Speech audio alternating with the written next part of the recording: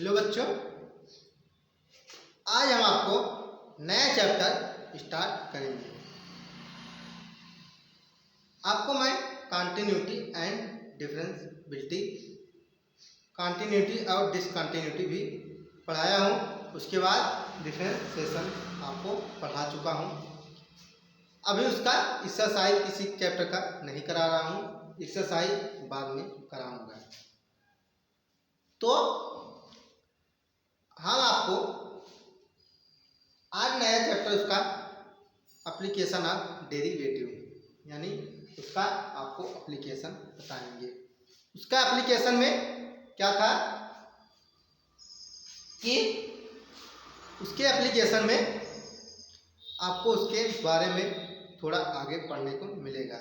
इसमें आपको ग्राफ द्वारा और उसका कुछ पार्ट कि कैसे इसका उपयोग किया जाता है।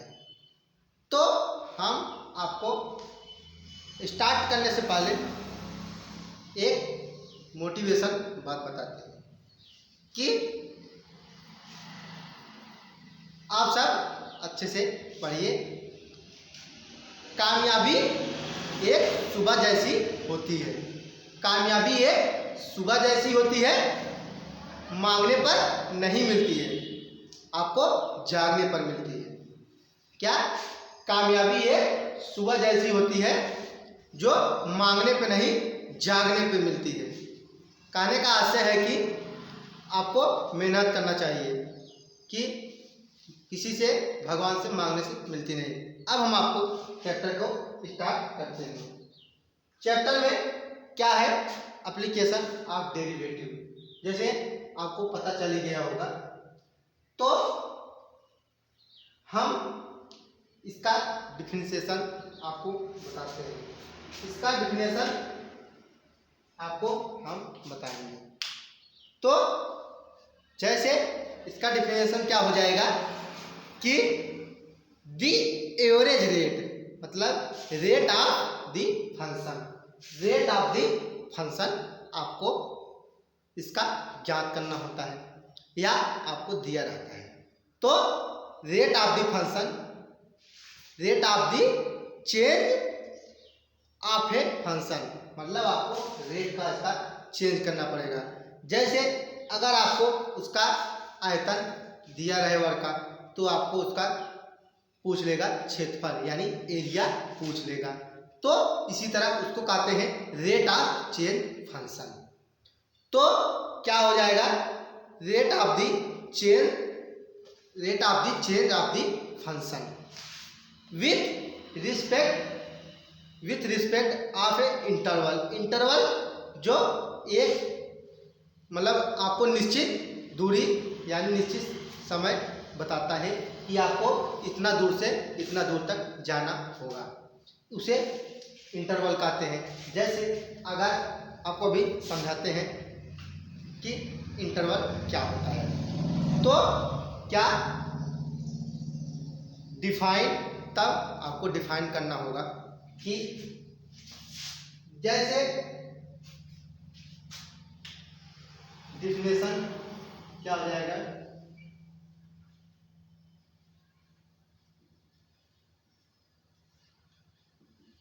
डिफिनेशन, इसका डिफिनेशन क्या हो जाएगा? रेट ऑफ दी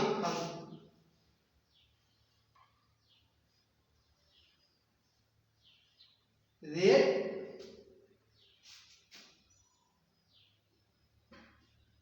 चाहे तो आप एवरेज लगा दीजिए, जिससे आपको पता चल जाए कि कितना रेंज पर हो रहा है। The average, the average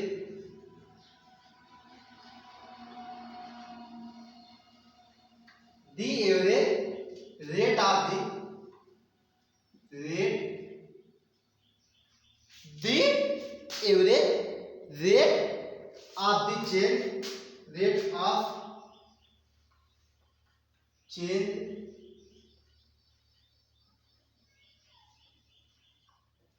the average rate of the change a function.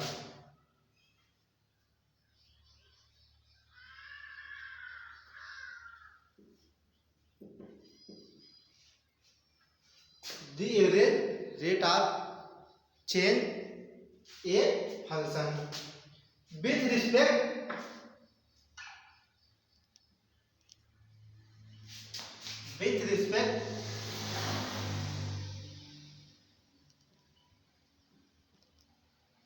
the rate of the change with respect, तो क्या हो जाएगा the rate of the change a function rate respect to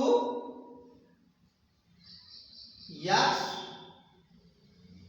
over of interval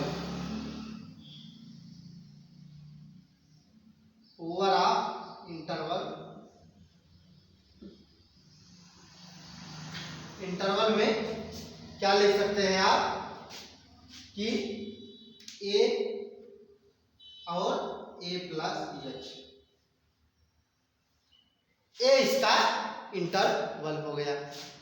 तो आपको क्या करना है, तो is defined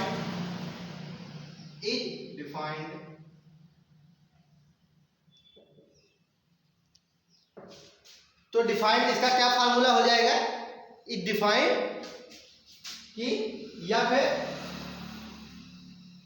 A plus H minus या ए अपान एच। ए फर्स्ट डिफरेंशिएशन में जो लिमिट वाला फंक्शन होता है फर्स्ट ऑर्डर डिफरेंशिएशन, तो फर्स्ट ऑर्डर का डिफरेंशिएशन। जो इंटरवल ए होता है, इंटरवल क्या होता है, जैसे ए इंटरवल है, इंटरवल क्यों दिया जाता है, क्योंकि आपको एक निश्चित दूरी तक निकालना, जैसे आपको ए निकालना हो यहाँ से यहाँ तक, तो आपको अगर बीच में ए निकालना हो, अगर आपको बीच में निकालना हो तो इसका इंटरवल क्या हो जाएगा, ए और ए या, तो इतना निकालना है आपको, तो क्या हो जाएगा ए प्लस एच, मतलब आपको इसको जोड़ना है। जैसे कि आप दो मार्कर है, आपके पास दो मार्कर है, अब आपको इसका रेट निकालना है, तो आप इसका रेट निकालेंगे। जैसे आपको ये 25 रुपये का मिलता है, तो आप इसका रेट निकालेंगे कि कितना रेट में, इससे अगर आप इसको थोक में लेना चाहते हैं, यानी आपको 10 यानी 10 या 12 मार्कर लेना हो, तो आप इसका रेट ज्ञात करेंगे कि एक मार्कर कितना का पड़ रहा है। जैसे आपको ये मान लीजिए 300 रुपये का 10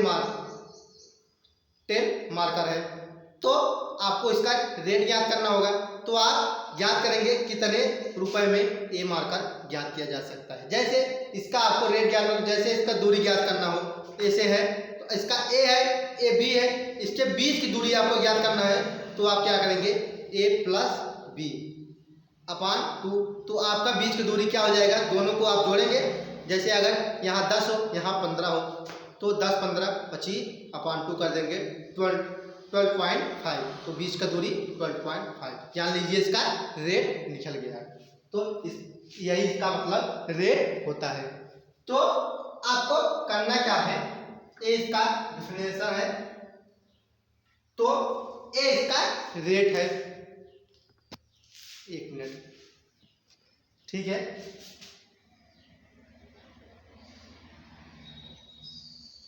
तो आपको रेट इसका समझ में आ गया होगा। और क्या है, द फंक्शन रिस्पेक्ट टू आप इंटरवल, इंटरवल मतलब आपको कितनी दूरी तक वो भी पता हो गया कि मतलब जैसे ये मार्कर है, इसके बीच के दूरी ज्ञात कर कितना इंटरवल तक ये चल रहा है, उसी को इंटरवल कहते हैं।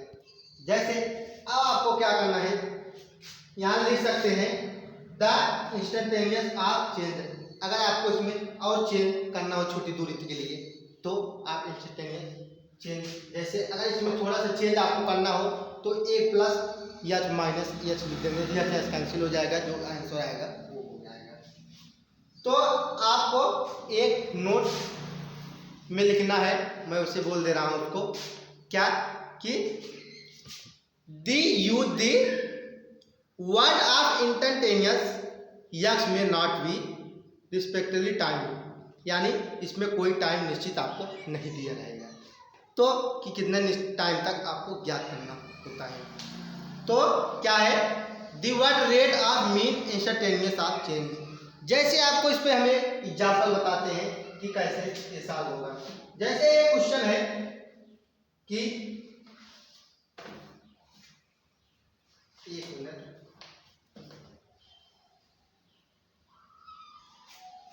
आपको ये समझ में आ ही गया होगा, पहले आप इसको नोट कर लीजिए एक मिनट।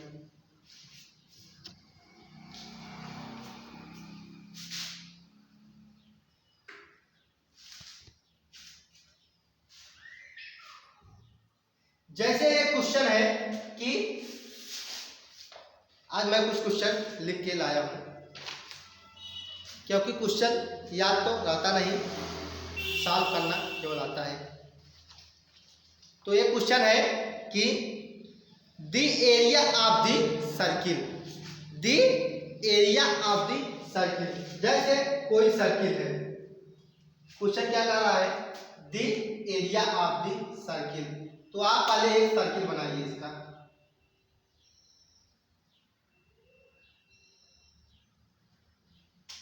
आप इसका एक सर्किल बनाइए।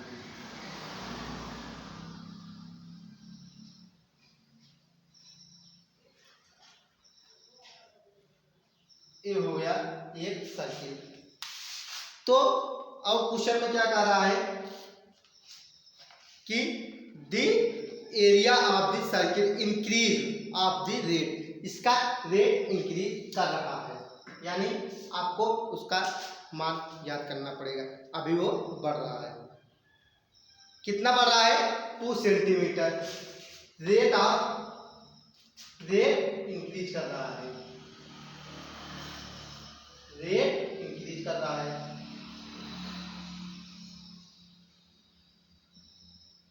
कितना, 2 सेंटीमीटर स्क्वायर, ये दिया है। उसके बाद आपको क्या कह रहा है क्वेश्चन में, then find rate of which area of inscribe square increase, मानी उसका आपको स्क्वायर में इंक्रीज करना है। वो अगर स्क्वायर में इंक्रीज करेगा तो आपको इसको फाइंड करना पड़ेगा। तो उसमें दिया है कि स्क्वायर, अब आपको इसमें करना क्या है, अब हम आपको इसको बताते हैं। तो आप इसमें एक वर्ग बनेगा जो चारों से इसके पॉइंट से मिलता रहेगा, ये हो गया। अब इसी के बीच में आपको ये भाग इंक्रीज कर रहा है रेट, तो आपको इसमें क्या हो जाएगा, 45 सेंटीमीटर, 45 सेंटीमीटर नहीं सॉरी डिग्री। अब आपको इसको करना क्या है कि ये है, अब इसमें ए त्रिज्या यानी रेडियस आर हो गई। इसका रेडियस, जैसे कोई वो सर्किल है, जान लीजिए ये सर्किल है, उसका ए जो भाग होता है, आधा भाग उसका रेडियस होता है, तो पूरा व्यास होता है। तो करना क्या है, जैसे इसमें ए सर्किल,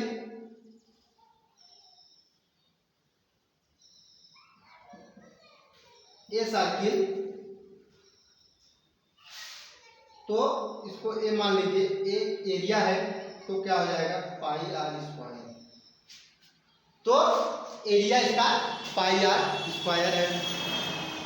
उसके बाद आपको क्या करना है, अगर एरिया स्क्वायर हो रहा है तो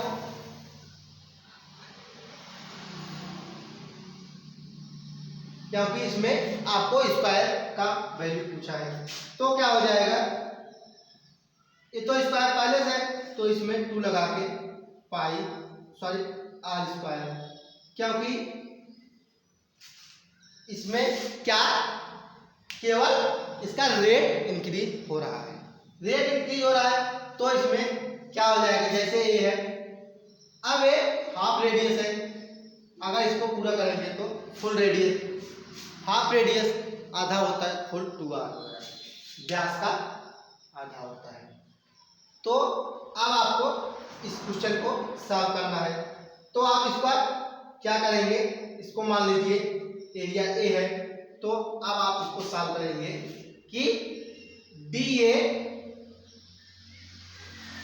अगर आपको डिफरेंशिएशन नहीं आता होगा डिफरेंशिएशन, तो आप इसको कर नहीं पाएंगे। पहले आप डिफरेंशिएशन का लेक्चर देखिए, उसके बाद आप इसको ज्ञात करिए। अब आपको D A upon D T, ये क्या है, इसमें ए इसका एरिया है। उसके बाद आपको क्या करना है, ए एरिया है, तो आप इसको लिखेंगे 2 पाई आर, 2 पाई आर।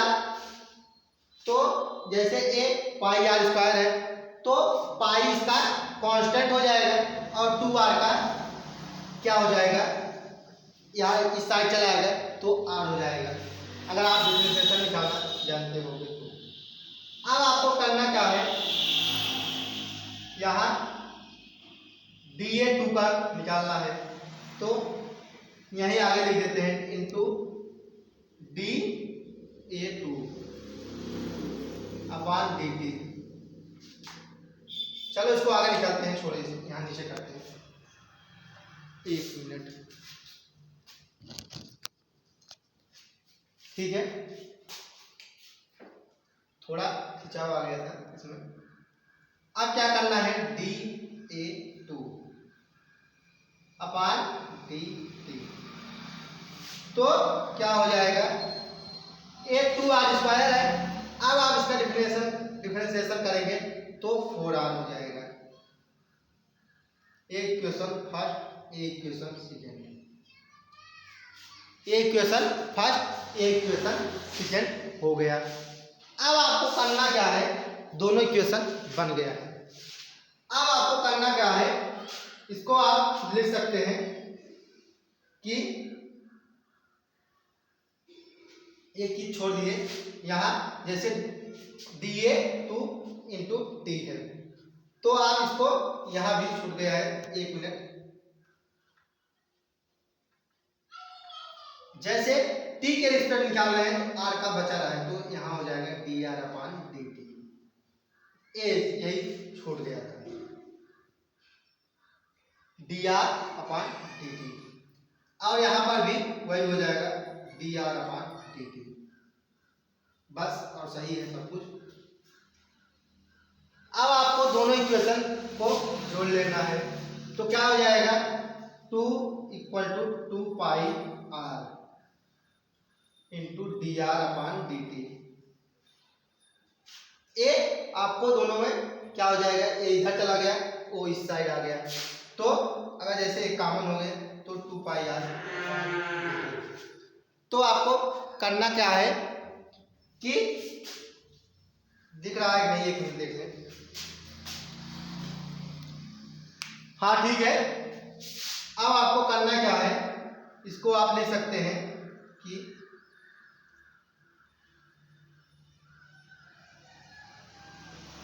लिख सकते हैं r dr अपॉन dt, तो इक्वल 1 अपॉन पाई। अब सही है, इसको हम ऊपर लिखते हैं, यहां लिखते हैं। अब आपको करना क्या है, बस एक लाइन और बचा है, लिख सकते हैं DA2 बराबर dt, DA2 अपॉन dt, तो क्या कर देंगे, 4 कर दीजिए 1 अपॉन पाई। उसके बाद आंसर आ जाएगा कि क्या आंसर आ जाएगा, 4 DA2 equal to dt 4 upon pi centimetre second, centimetre square second. ये हो गया आंसर। तो कैसे आया आपको एक बार हम और बता देते हैं। जैसे पहले आप इसका रेट देखिए कि रेट इंक्रीज कर रहा है, तो रेट इंक्रीज कर रहा है, दिया है क्वेश्चन में 2 सेंटीमीटर स्क्वायर। आपको मैं क्वेश्चन टेलीग्राम चैनल पर दे दूंगा इसका क्वेश्चन, उसके बाद आप इसको लिख लीजिएगा। तो जैसे अब सर्किल में इसका क्वेश्चन में दिया है कि ये इंक्रीज कर रहा है, पहले a1 पाई आर स्क्वायर था, इंक्रीज किया तो 2r स्क्वायर हो गया। उसके बाद यहाँ df और dt उसका दोनों का निकाल लिए, यानी डिफ्रेंसिएशन कर लिए। उसके बाद ये आ गया डिफ्रेंसिएशन, उसके बाद a2 का मान रख दिए, आ गया आंसर।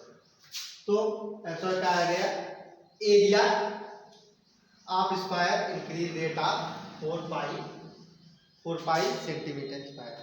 आप इसको नोट कर लीजिए, उसके बाद हम रफ कर देते हैं।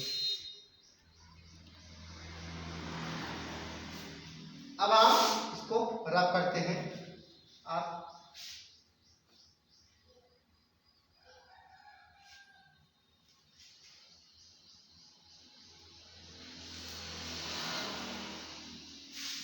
इसमें अब आपको बताएंगे tangent of normal. Tangent of normal number आप 11th में सब पढ़े हुए हैं, आपको ज़्यादा समझाने की जरूरत नहीं पड़ेगी, लेकिन समझाया जाएगा।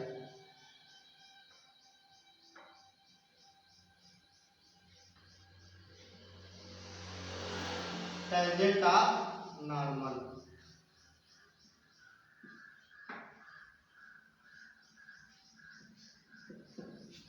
टेंजेंट ऑफ नॉर्मल आपको क्या करना है, इसमें टेंजेंट ऑफ नॉर्मल निकालना है। इसी से क्वेश्चन बनते हैं, टेंजेंट ऑफ नॉर्मल। 12th में इससे एक क्वेश्चन जरूर पूछा जाता है कि टेंजेंट ऑफ नॉर्मल निकालिएगा। और इस चैप्टर से केवल 3 क्वेश्चन बनते हैं, एक रोले थ्योरम पर बनेगा, एक मैक्सिमम मिनिमम पर बनेगा और एक नॉर्मल पर बनेगा, टेंजेंट ऑफ नॉर्मल। और इससे ज़्यादा क्वेश्चन नहीं बनता है, आपका नसीब खराब रहेगा तभी क्वेश्चन बनेगा। तो टेंजेंट ऑफ नॉर्मल क्या हो जाएगा कि the tangent of curve at P at a line दो P हुज की P slope is limit of the sequence Q times P from either side. जैसे इसमें क्या कहा है, इसका डिफरेंशिएशन है कि आपको इसका स्लोप ज्ञात करना है। टेंजेंट में स्लोप क्या होती है उसकी, जैसे कोई कर्व हो, मान लीजिए ए है। अब इसमें क्या करना है, इस तरह दिया हो, अब इसमें आपको स्लोप ज्ञात करना हो, उसका मिडिल पॉइंट ज्ञात करना हो। अब इस दोनों के बीच के दूरी को ज्ञात करना हो तो क्या हो जाएगा टेंजेंट का स्लोप। जैसे आपको मैं बताता हूं,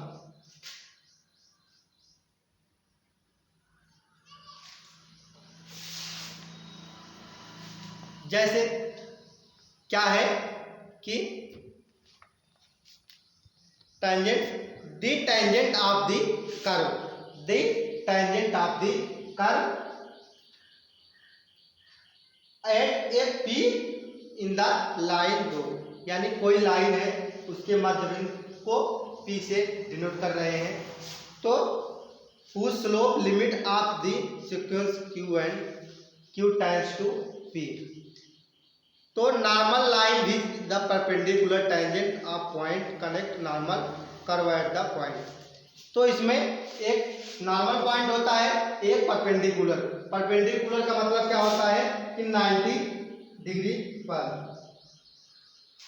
जैसे आपको एक क्वाड्रेंट है, मान लीजिए एक क्वाड्रेंट है, तो क्वाड्रेंट ए एक्स ए वाई डैश ए एक्स डैश, ये हो गया क्वाड्रेंट। अब आपको क्या करना है, क्वाड्रेंट में जैसे ए पॉइंट सीधा नॉर्मल मतलब इसके मध्य बिंदु, चाहो इस साइड से निकालिए चाहो इस साइड से,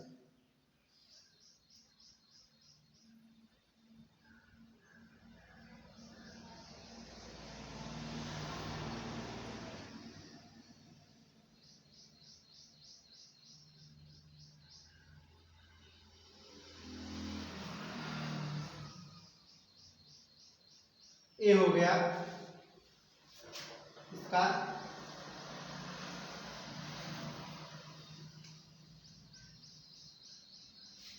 मध्य पॉइंट।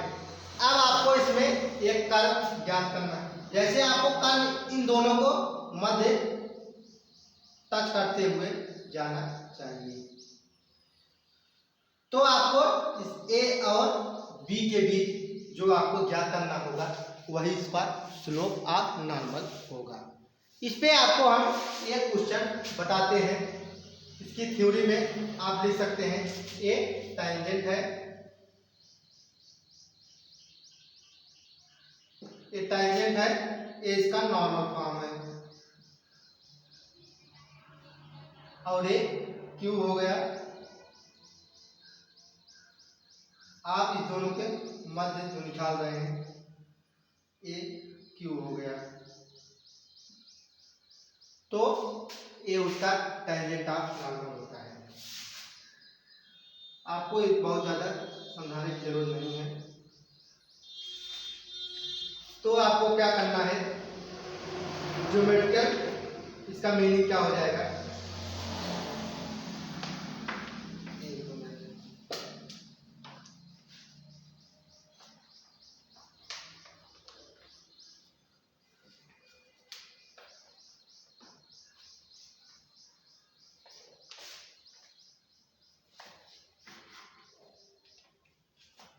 इसका ज्योमेट्रिकल मीनिंग क्या होता है। ज्योमेट्रिकल मीनिंग जैसे टेंजेंट का ज्योमेट्रिकल मीनिंग, इसको हम रख करते हैं, इसी के बारे में आपको बताते हैं ज्योमेट्रिकल मीनिंग।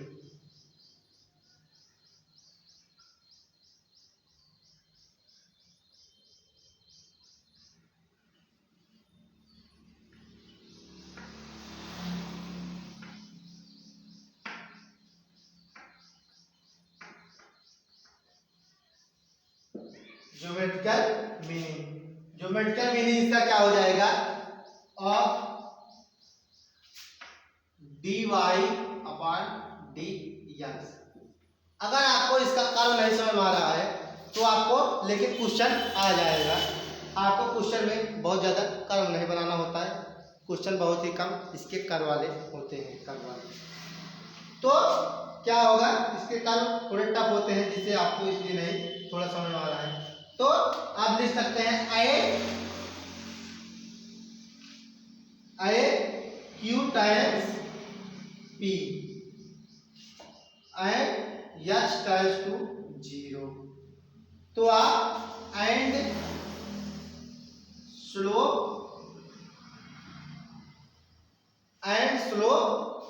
आप कॉर्ड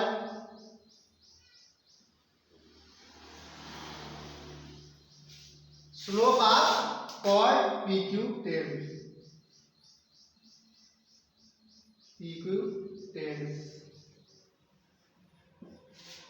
टू स्लोप। अब आपको स्लोप निकालने के लिए पहले आपको एक कर्व बताते हैं। जैसे ए दिया हो, इसका मध्य पॉइंट P है, तो आपको क्या करना है, ए मान लीजिए यस और यस, ए इसका क्वाड है जो इसके बिंदु होते हैं। तो क्या करना है, ए है, अब आपको इसका मध्य इसका स्लोप ज्ञात करना है। आपको क्या करना है, जैसे मान लीजिए ए इसका बिंदु है, अब आपको इसका ए क्या हो गया, परपेंडिकुलर है यानी 90 डिग्री पर। तो अगर आपको ऐसे इस तरह इसका कर्व बना हो, तो इलिप्स के टाइप कर्व बना हो, तो इसका जो मध्य बिंदु होता है वही आपको ज्ञात करना है। तो क्या करना है, इसमें Q यक्स प्लस यच और यक्स कोष्ठक में यक्स प्लस यच। ये कैसे हुआ, यक्स के स्थान पे यह जोड़ा जा रहा है क्योंकि आपको फर्स्ट डिग्री का जो आपको इससे पहले सबसे पहले बताया था फार्मूला कि limit h tends to 0 H plus H minus F upon H. तो इसी के आधार पर ए जुड़ रहा है। तो अब आपको करना क्या है, तो इसका स्लोप ऑफ क्वाड लिखना पड़ेगा। तो इसका स्लोप ऑफ क्वाड क्या हो जाएगा, स्लोप ऑफ क्वाड, स्लोप ऑफ क्वाड क्या हो जाएगा, X plus H minus F upon H. तो आपको अगर इसी में लिमिट का स्लोप निकालना हो, लिमिट एच टेंड्स टू 0, तो स्लोप ऑफ क्वाड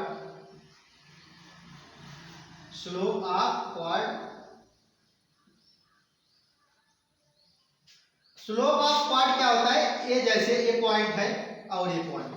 अब आपको इस बीच के मध्य ज्ञात करना है। तो आपको जो इसी के बीच में ज्ञात करना है वही आपका स्लोप ऑफ क्वाड होता है। जैसे ये मार्का है तो इसके बीच में आपको जो ज्ञात करना है उसका ये स्लोप होगा। स्लोप कैसे होगा, जैसे इसका आकार ज्ञात करना है, आकार कैसा स्लोप है इसका, वही इसका आकार ज्ञात करना है। तो आप लिमिट का निकाल रहे हैं तो आप लिखेंगे कि लिमिट x टेंड्स टू 0, तो x plus H minus F upon H. अब आपको करना क्या है, 1 मिनट देखें, दिख रहा है, सही है, दिख रहा है, कोई दिक्कत है नहीं।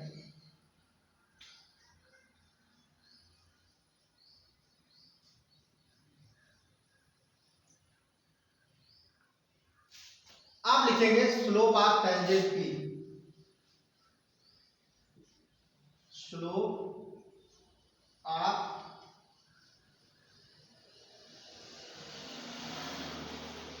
टेंजेंट पी इक्वल या डैश एक्स। तो dy अपान dx दिख रहा है कहीं, बस यही है इसका ज्योमेट्रिकल मीनिंग। 1 मिनट,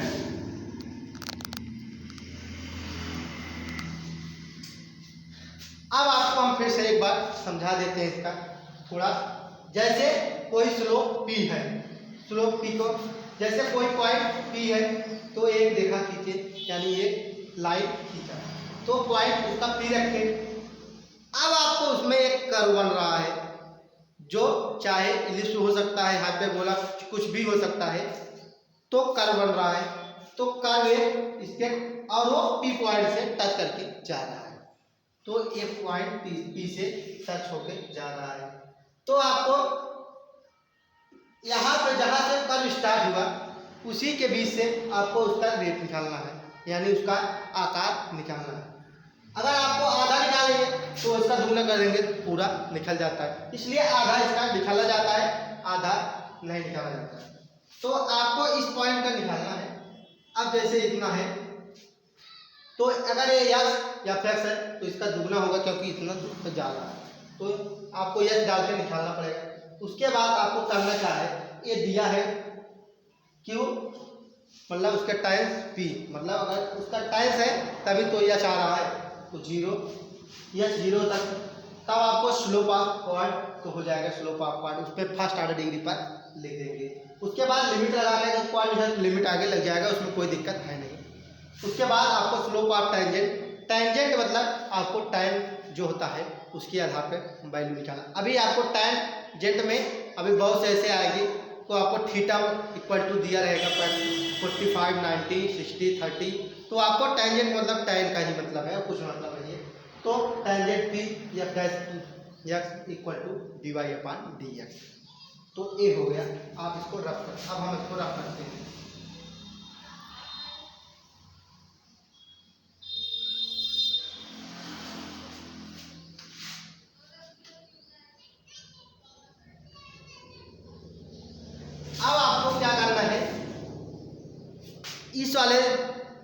लेक्चर में आपको ग्राफ बहुत ज़्यादा मिलेंगे। अब आपको करना क्या है, equation of tangent of and normal.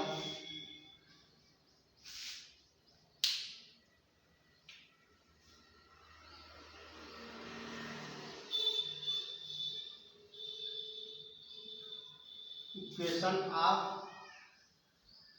Tangent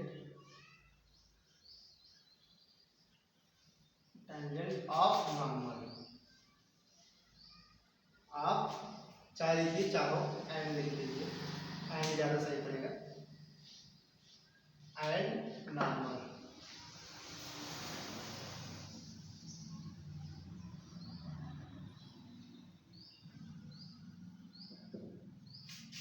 अब हो गया ये equation of tangent of normal and normal.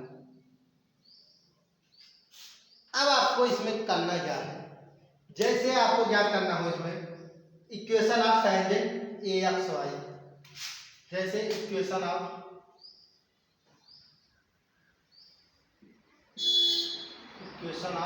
Tangent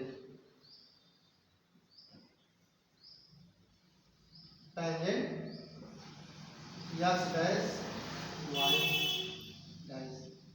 तो आप सच डायरेक्ट क्या ले सकते हैं इसका, आप 12th में नहीं 10th में आप पढ़े हैं ये formula y minus 1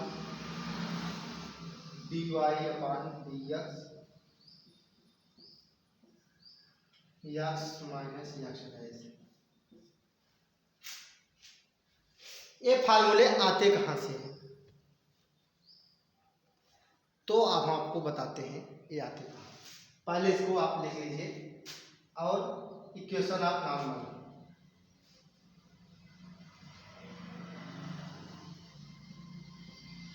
equation of normal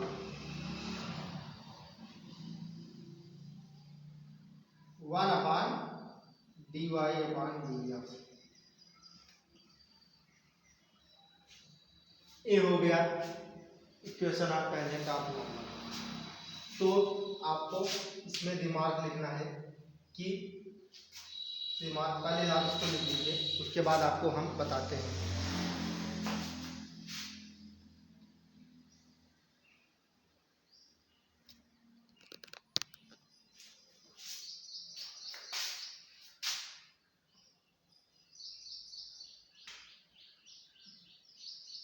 अब आपको इसको हम रख करते हैं, और एक फार्मूले आते कहाँ से तब आपको हम बताते हैं।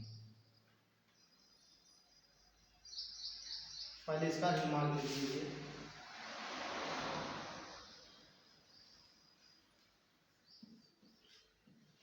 दिमाग में आप क्या लिखेंगे, if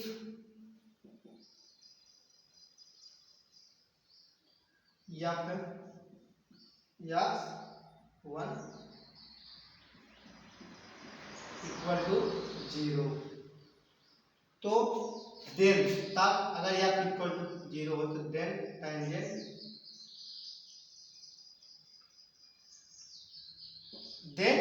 tangent in the line of y dash, in the line of y equal to y dash. जैसे इसका कहने का मतलब ये है, अगर कोई एकदम उसके न्यूट्रल पॉइंट पर हो, उसमें आपको केंद्र न दिया हो, तो मध्यबिंदु केंद्र न दिया हो, तो आपको y डैश के बराबर हो जाता है, तो y डैश लिखा नहीं जाता है। इसका कहने का यही मतलब है। सेकंड पॉइंट क्या हो जाएगा इसका, limit h times to 0 x dash plus h minus f upon h, तो क्या हो जाएगा, इनफाइनाइट ऑफ माइनस इनफाइनाइट।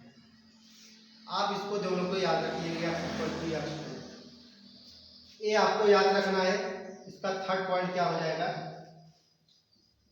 इसको आपको याद रखना है, इसमें आपको कुछ समझाने की जरूरत नहीं है। थर्ड पॉइंट में if dy upon D x,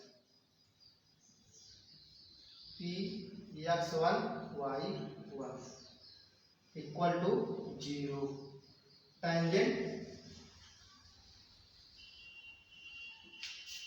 eight P parallel P is parallel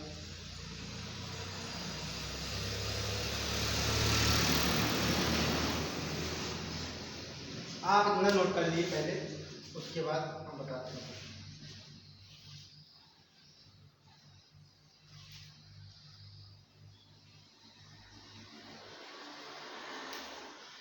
जैसे ए कर्व है, ये मान लीजिए क्वाड्रेंट है, क्वाड्रेंट में ए क्वाड्रेंट है। अब इसी में जो थर्ड पॉइंट लिखाए थे उसका एक ग्राफ है ए, तो आपको इसमें उल्टा ग्राफ बना रहे हैं। तो ए उल्टा इसलिए बना रहे हैं क्योंकि इसको उल्टा इसलिए यानी बना रहे हैं क्योंकि ये पैरेलल है ना कि परपेंडिकुलर। ये हो गया एक्स डैश वाई डैश। आप क्वेश्चन कर लेंगे, आप क्वेश्चन का टेंशन मत लीजिए, आपको पहले इसका ग्राफ थोड़ा समझ लीजिए। ये हो गया इसका ए, तो क्या हो गया पी का एक्स डैश वाई डैश। तो ये हो गया, अगर इसका आपको मध्य बिंदु ज्ञात करना पड़ेगा तो इस तरह इसका ये हो जाएगा। तो आपको क्या करना, क्या फार्मूला हो जाएगा, y equal to M X, y equal to M X. आपको y equal to M X, आप पहले इसको नोट कर लीजिए।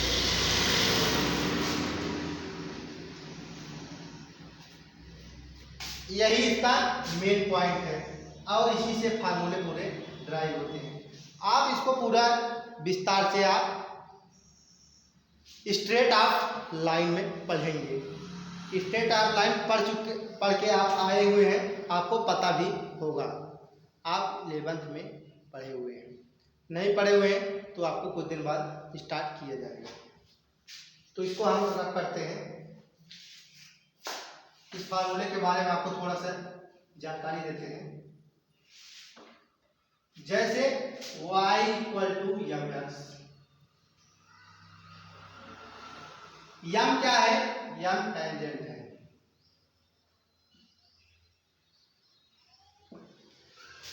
अगर इसी जैसे कोई पॉइंट ए है, ए वाई वन है, ए वाई और एक्स है, अगर इसके मध्य ज्ञात करना है ए, तो क्या हो जाएगा वाई डैश। और अगर इसके मध्य आपको ज्ञात करना है इसके आगे, तो क्या हो जाएगा एक्स डैश। तो यही इसका पॉइंट है। तो क्या लिख सकते हैं इसको, जैसे y माइनस, अगर इसका पैरेलल ज्ञात करना हो, पैरेलल मतलब एक लाइन में, तो आप क्या लिखेंगे इसको, y minus Y dash equal to M X minus X dash. M का मतलब टेंजेंट होता है। अगर थीटा का मान 55 रहेगा तो यहाँ tan का मान रख दिया जाएगा। इसी तरह ए स्ट्रेट लाइन का है, लेकिन आपको जरूरत अभी है नहीं। इसी से आपको सभी फार्मूले के ड्राइव होंगे। तो अब हम आपको बताएंगे इसका कि जैसे dy अपॉन dx, अगर ये इनफाइनाइट पी पर पैरेलल हो, जैसे एक है dy, सब ग्राफ आपको याद कर लीजिएगा, dx, तो p क्या हो जाएगा एक्स डैश वाई डैश। ये हो गया A infinite, tangent at parallel to Y axis, tangent tangent A parallel, तो क्या हो जाएगा y एक्सिस पे, y एक्सिस पे जैसे A ग्राफ है, तो अगर ये इस तरह, सॉरी एक मिनट, ये क्वाड्रेंट है। अब इसका क्वाड्रेंट में अगर ये y एक्सिस पे ज्ञात करना है तो इसका ग्राफ इस तरह बन जाएगा, क्योंकि ये फर्स्ट क्वाड्रेंट में बन रहा है। तो आप क्या करेंगे, आप इसमें कि इसको x मानेंगे, इसको y। अब इसके मध्य आपको हमेशा ज्ञात करना होता है, तो a हो गया, इसका पॉइंट P है। अब आपको इसमें ये तो x हो जाएगा, इसको इस साइड इस तरह कर दीजिए, ये हो गया इसका tangent of parallel y axis. Note कर लीजिए इसको। तो बच करके नोट कर लीजिएगा।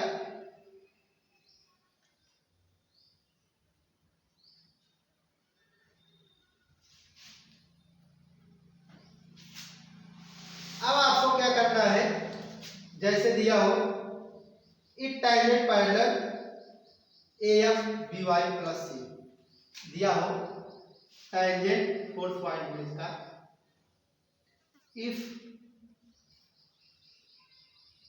tangent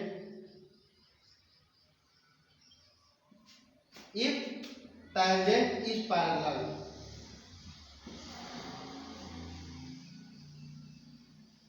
is parallel मतलब इसमें टोटल पैरेलल है।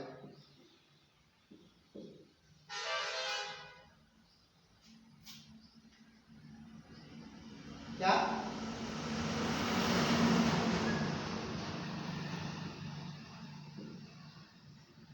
Parallel AX plus BY plus C equal to 0, ये होता है। और सॉरी मतलब PA और A डबल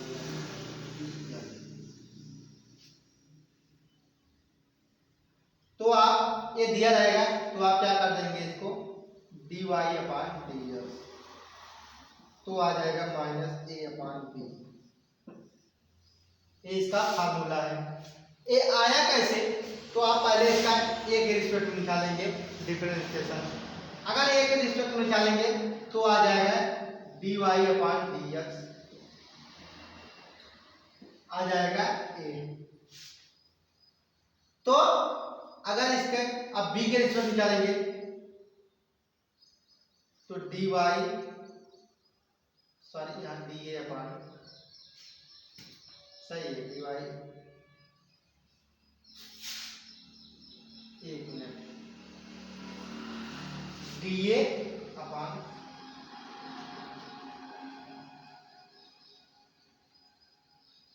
अब dx अपान dy के रिस्पेक्ट में, तो आ जाएगा A। अब दोनों को अगर आप जोड़ेंगे आ जाएगा A, यही इसका फॉर्मूला है। अब इसको नोट करना हो, नोट कर लीजिए, हमारे तो रख सकते हैं। जैसे इसका दिया है पैरामेट्रिक फॉर्म, इसमें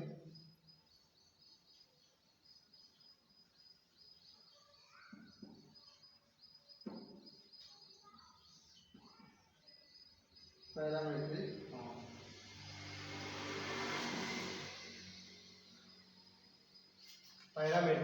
form,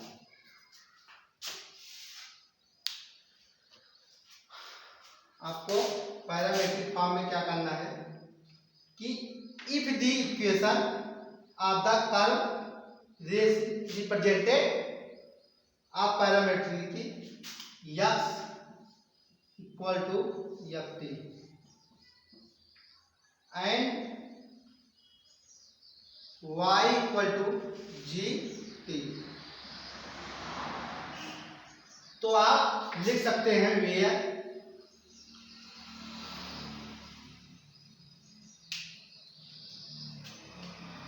D X upon D T, तो F dash T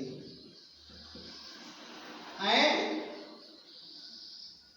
D Y upon D T, तो equal to G dash T. तो लिख सकते हैं F dash T equal to 0, not equal to 0। ये हो गया इसका पैरामेट्रिक फॉर्म। इसमें सब फार्मूले हैं, कुछ आपको समझाने की जरूरत है नहीं, फार्मूले आप याद कर लीजिएगा।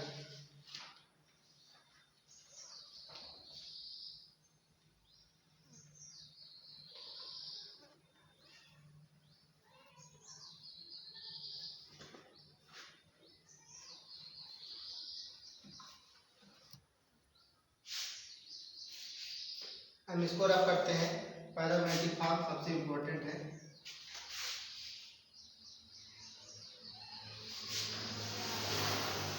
अभी पैरामेट्रिक फॉर्म में कुछ कंडीशन होती है, जैसे पैरामेट्रिक फॉर्म में कंडीशन है कि उतना लिखने के बाद आप लिखिएगा कि जैसे स्पेशल केस में क्या हो जाएगा, स्पेशल केस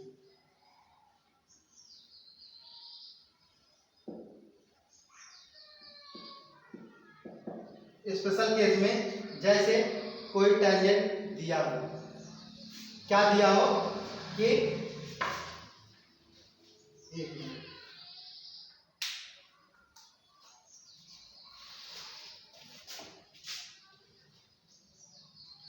दिया है if the tangent P meeting curve y equal to F X, y equal to F x.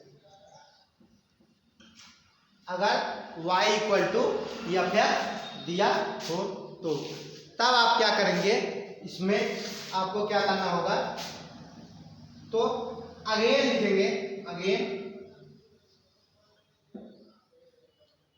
क्यों लिखेंगे D Y upon D X P, तो y2 minus y1 upon x2 minus x। जैसे इसका उपयोग आप तब करेंगे जब आपको टेंजेंट थीटा का मान भी न दिया हो और यम का भी मान न दिया हो, तो आपको केवल पॉइंट दिया हो, 2 पॉइंट, क्या जैसे 2 पॉइंट दिया हो, P दिया हो 4 और 6 और Q 3 और 4, ये 2 पॉइंट दिया हो, तो आपको क्या करना है, आपको यम का मान निकालना है। समझ लीजिए ए यम का मान होता है, तो यम का मान याद करने के लिए पहले 6 माइनस ए x1 हो गया, ए x2, ए y2 y1, ए y1 sorry x y x1 x dash y dash. अब क्या हो जाएगा, या इसको x1 मान लीजिए, इसको x2 मान लीजिए फार्मूले के अकॉर्डिंग। तो आपको क्या करना है, y2 6 माइनस 4 और 4 माइनस 3, तो जो आ जाएगा वही उसका टेंजेंट हो जाएगा, वही आपको वैल्यू पुट करना है जो फार्मूले भी लिखाए थे।